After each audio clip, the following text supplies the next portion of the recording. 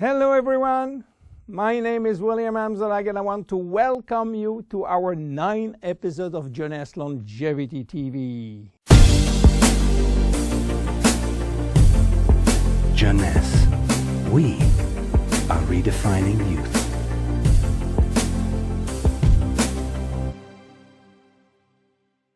Obesity, or should I say globesity.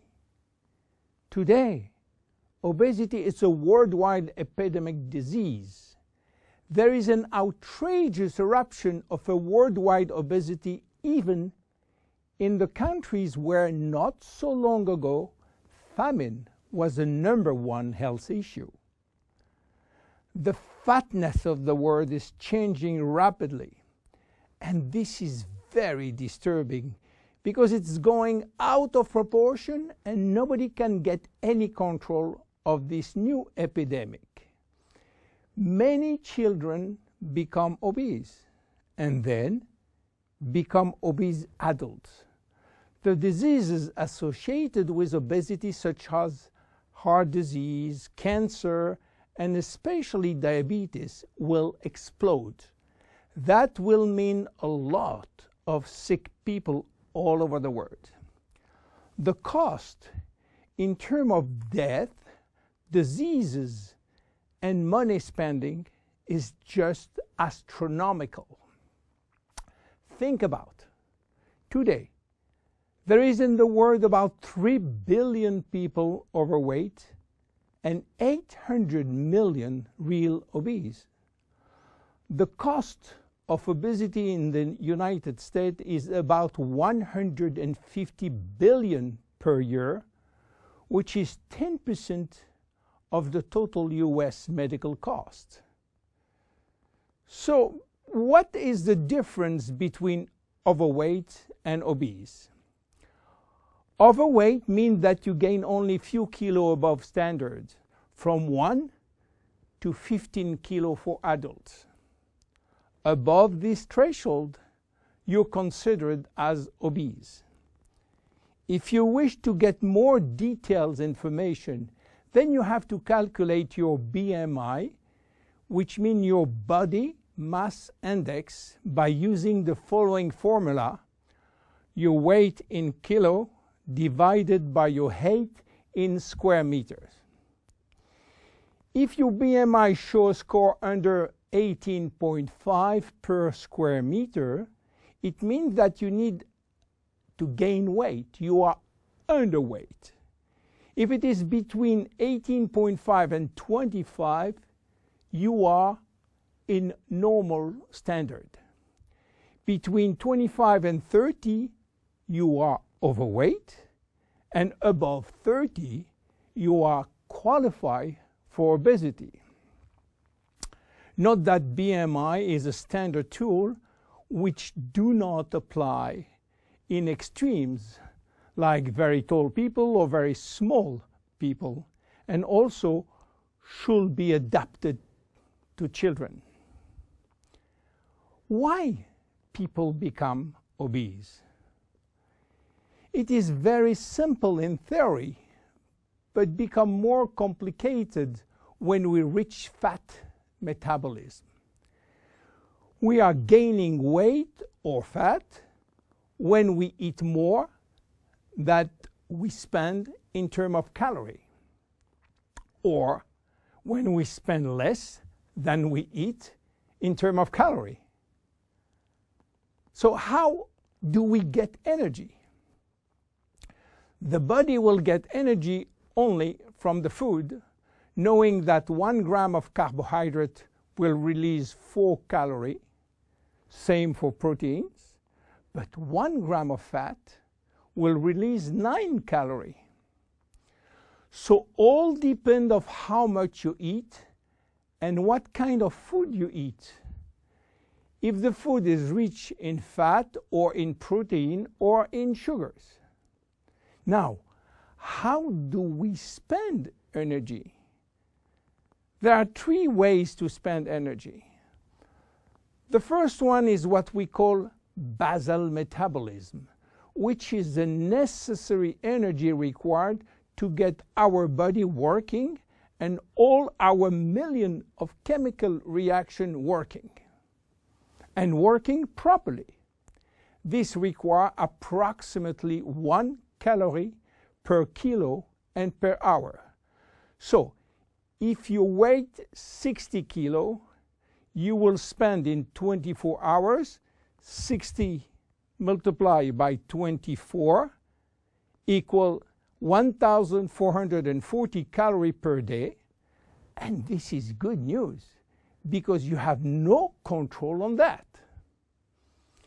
The second spending is the necessary energy to fight against heat or cold. And these depend on the environment and the way that you are protected against heat or cold. It is called thermogenesis. And again, you have little control on that. The third one is the energy required to move your body, and that is entirely up to you.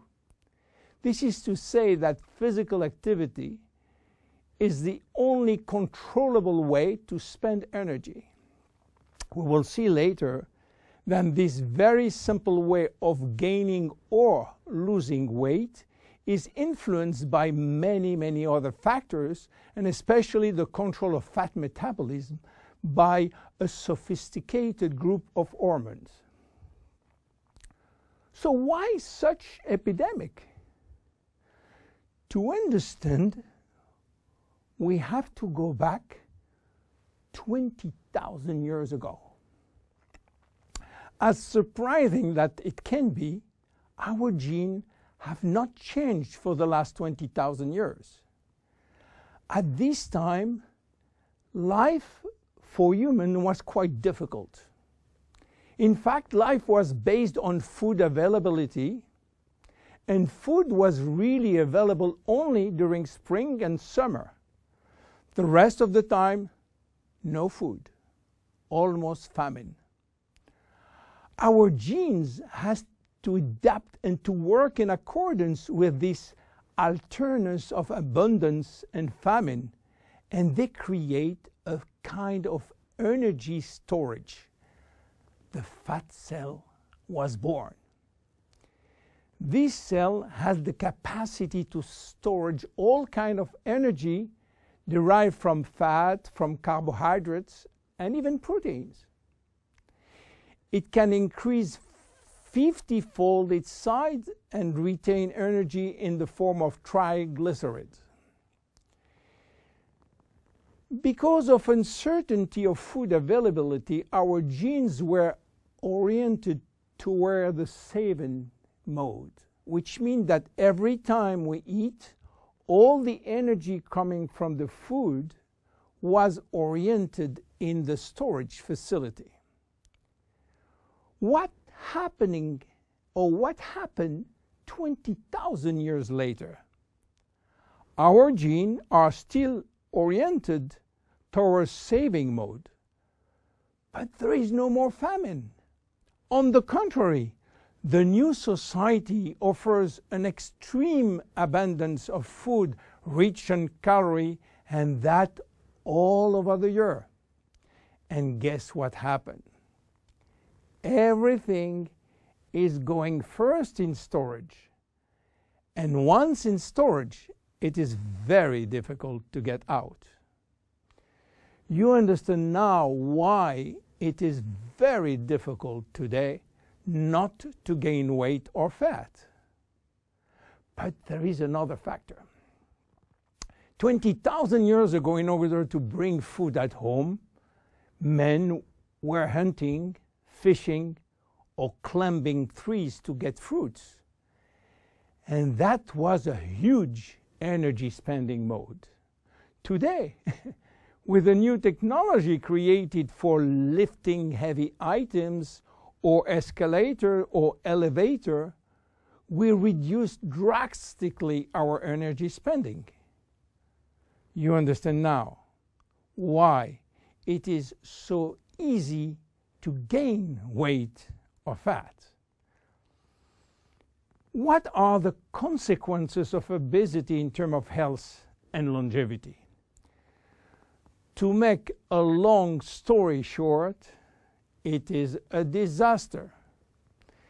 Being and staying obese will lead to a long list of chronic diseases, including cardiovascular disease, diabetes, cancer, metabolic syndrome, and consequently a drastic shortening of life. That will not account for the uncomfortable physical, emotional, and mental consequences of being heavy for ourselves and for our relationship. In terms of aging, obesity is shortening telomeres, increasing DNA damage, and reducing stem cell pool. So what to do for reducing obesity? Obviously, it is quite difficult considering the worldwide effort of the medical community with so small results.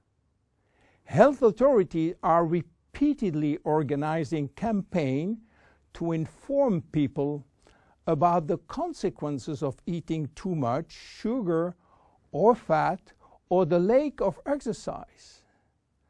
But the food industry until now do not help and still putting on the market food rich in bad sugar and bad fat. The first step is to be convinced that improving your lifestyle, which means improving your nutrition, your physical activity, managing your stress and your emotion, in order to stop impulsive eating, will be a very good action to preserve your life and your longevity. The second step will be to use specific food supplements to help managing your fat metabolism and rebuild the muscles that you lose when lacking exercise. This is why Jeunesse decided to create a new line of product specially designed to counteract craving, to help fat metabolism, and to reduce muscle loss. Be with us in our next episode dedicated to the Zen body line. My name is William Amzallag, and I will see you on our next episode. Thank you.